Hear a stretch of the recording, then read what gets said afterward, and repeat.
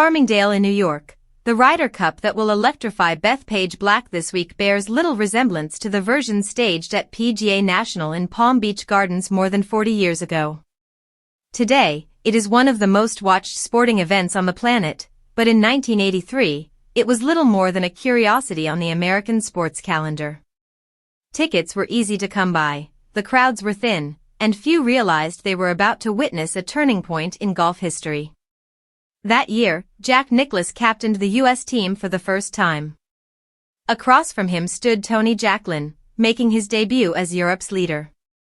Jacklin's side, though underdogs, carried a new energy thanks to the brilliance of Seve Ballesteros and the emerging talents of Bernhard Langer, Faldo, Lyle, and Ian Woosnam. The Americans were wary, and with good reason. Europe had long been dismissed as overmatched, yet this group was determined to change perceptions. The week began with a mix of comedy and tension.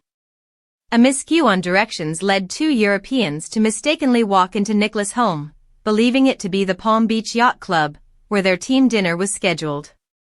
The Golden Bear welcomed them graciously, poured drinks, and sent them on their way. Once the matches began, however, Europe showed no signs of being lost. They led after the first day, fought evenly through Saturday, and entered Sunday's singles tied.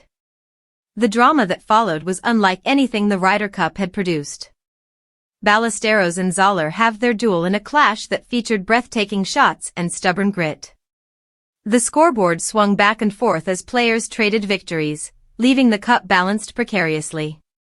Nicklaus drove himself ragged across the property in a golf cart, unable to influence the outcome but unwilling to miss a single moment. It all came down to Lanny Wadkins, who needed to summon something extraordinary. With Jose Maria Canizares holding a narrow lead, Wadkins nearly holed a wedge on the 18th, leaving himself a tap-in birdie. When Canizares faltered, the U.S. claimed a narrow 14-1/2, 13-1/2 victory, preserving its long unbeaten streak but signaling a new era of competition. Nicklaus, overwhelmed with emotion, kissed the divot left by Wadkins' shot. For the Europeans, it was proof they belonged. For the Americans, it was a reminder that their supremacy was no longer guaranteed.